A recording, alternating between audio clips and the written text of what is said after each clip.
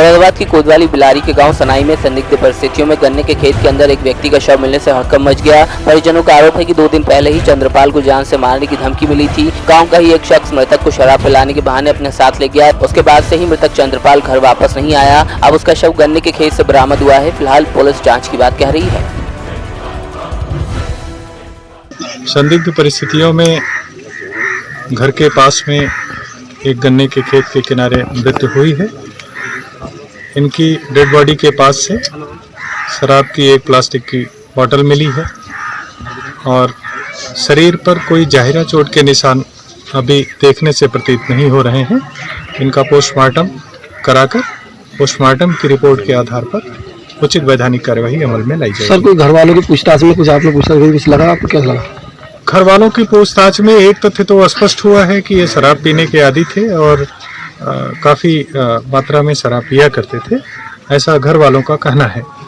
किंतु हम घटना के प्रत्येक पहलू की गहराई से छानबीन कर रहे हैं। कौन इनके साथी थे, किस प्रकार से ये मृत्यु हुई और मृत्यु का सही कारण पोस्टमार्टम रिपोर्ट के बाद ही स्पष्ट हो पाएगा।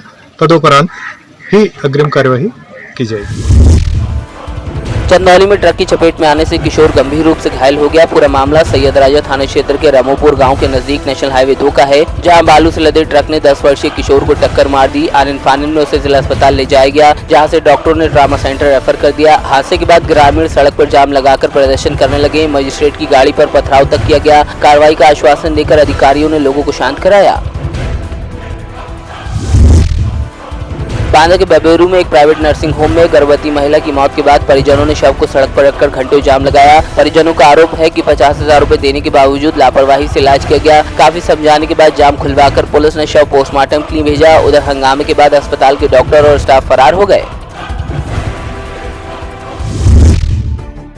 बांदा में पॉलिथीन मुक्त अभियान के तहत जिलाधिकारी की अगुवाई में जनपद के सभी अधिकारियों ने कपड़े का झोला टांगकर पैदल मार्च निकाला। इस दौरान जिलाधिकारी ने लोगों से पॉलिथीन छोड़ कपड़े का झोला इस्तेमाल करने का आह्वान किया। मार्च के दौरान जिलाधिकारी ने दुकानदारों से पॉलिथीन न इस्तेमाल करने का शपथ पत्र भरवाने के साथ ही गरीबों को झोले भी बांटे। डीएम के काफिले में लोगों का भारी हुजूम दिखाई दिया। झोला युक्त प्लास्टिक मुक्त बांदा, इस अभियान के तहत आज पहली बार हम लोगों ने दुकानदारों को एक शपथ दिया और वो शपथ भरवा करके हम लोगों ने उनके दुकान पे जा करके कलेक्ट किया। हम इस फेज में ये लोगों को बताना चाहते हैं, समझाना चाहते हैं, जागरूक कर रहे हैं कि आपको प्लास्टिक का कोई भी चीज़ यूज नहीं करना है।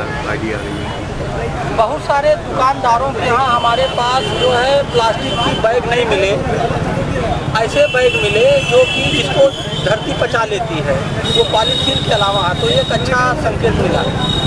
जो कंपनियों से पैक होकर के आ रहे हैं प्लास्टिक में, उनसे हम लोगों ने कहा कि आप अपने कंपनी में जहाँ से सामान खरीदते हो आप बात करो कि ऊपर से पैकिंग प्लास्टिक के अलावा करें। जो प्लास्टिक है वो पैकिंग बदल दें। अभी हमने रेमंड के शॉप में देखा, कंपनी ने पैकिंग ऊपर से ही बदल दिया है। ऊपर के कंपनी को भी पता है कि ये अभियान देश लेवल पे चल रहा है, इसलिए कंपनी भी ऊपर से भी इसका इंतजाम चल रहा है, कर रहे हैं।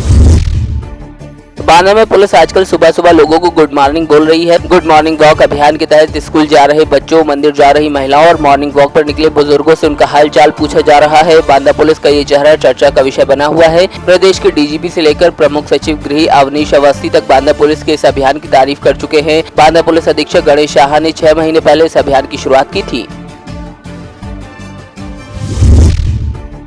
बरेली की तहसील आंवला में जिलाधिकारी और एसएसपी ने पुलिस के साथ मीटिंग की, जिसमें सभी थानों की फोर्स बुलाई गई और तहसील के तमाम अधिकारी मौजूद रहे। इस दौरान मुहर्रम और गणेश चतुर्थी को लेकर चर्चा हुई। जिलाधिकारी ने सभी थानों के अधिकारियों को दिशा निर्देश दिए, जबकि प्रशासन ताजियादारी को लेकर काफी गंभीर नजर आया। थाने से निर्देश दिए गए कि ताजिया की ऊंचाई मानक के अनुसार होनी चाहिए, जबकि ताजियादारों का कहना है कि उनके पुराने ताजिए मानक के मुताबिक ही हैं और अब उनको काटा ये कम नहीं किया जा सकता। इस बैठक से मीडिया को दूर रखा गया, जिसे पत्रकारों में रोष देखा गया।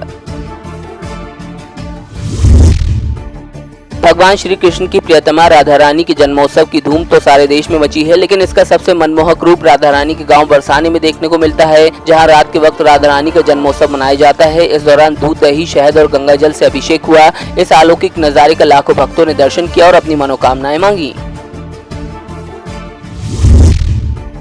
जालौन के कोच स्थित सरस्वती बालिका इंटर कॉलेज में शिक्षक दिवस मनाया गया। इस दौरान वरिष्ठ शिक्षकों ने गुरु शिष्य और समाज में गुरु की भूमिका पर प्रकाश डालते हुए विचार गोष्ठी में गुरु और शिष्य के अटूट प्रेम की कई परिभाषाओं को परिभाषित किया। वहीं कार्यक्रम की अगुवाई कर रही नगरपालिका कोच की चेयरमैन डॉक्टर सरिता आनंद अग्रवाल ने कहा कि एक सच्चा शिष्य अपने गुरु की दी गई शिक्षा का मोल कभी नहीं चुका सकता। उमरिया पुलिस को बड़ी कामयाबी हाथ लगी है। पुलिस ने जिले में एडीजे सुरेंद्र कुमार शर्मा के घर हुई लूट का खुलासा करते हुए आरोपियों को गिरफ्तार किया। पुलिस की माने तो वारदात में 5 आरोपी शामिल थे। ये सभी अभियुक्त शहडोल जिले के रहने वाले हैं। नशे की लत के चलते चोरी की घटना को अंजाम दिया गया। इनके पास से चोरी में इस्तेमाल औजार और अन्य सामान बरामद किए गए हैं। इसमें 5 लोग थे जिनकी गिरफ्तारी घटनास्थल के पास से ही कर ली गई थी। ये सभी लोग नशे के आदी थे और नशे का पैसा ख़त्म हो जाने की वजह से आवेश में आके इस घटना को अंजाम दिया था। सभी की गिरफ्तारी कर ली गई है और इनके पास से जो औजार जो कि घटना में इस्तेमाल किया गया था वो और बाकी कुछ और चीज़ें जब्त की गई हैं और उनको कोर्ट में पेश किया जाएगा। ये सभी लोग शहडोल के रहने वाले हैं। इसमें से 2 लोगों के ऊपर आपराधिक रिकॉर्ड भी है। शहडोल से ये 2 तारीख को सुबह 4 बजे मैहर के दर्शन के लिए निकले थे, पर वहाँ पहले ना जाके ये लोग कुंडम गए, जहाँ से इन्होंने भारी मात्रा में स्मैक खरीदा। उसके सेवन के बाद ये लोग मैहर गए और वापसी में आते टाइम इस घटना को अंजाम दिया। ये जो स्मैक खरीदा गया है कुंडम जो कि जबलपुर के पास पड़ता है वहाँ से खरीदा गया है, उसके खिलाफ भी जांच की जाएगी।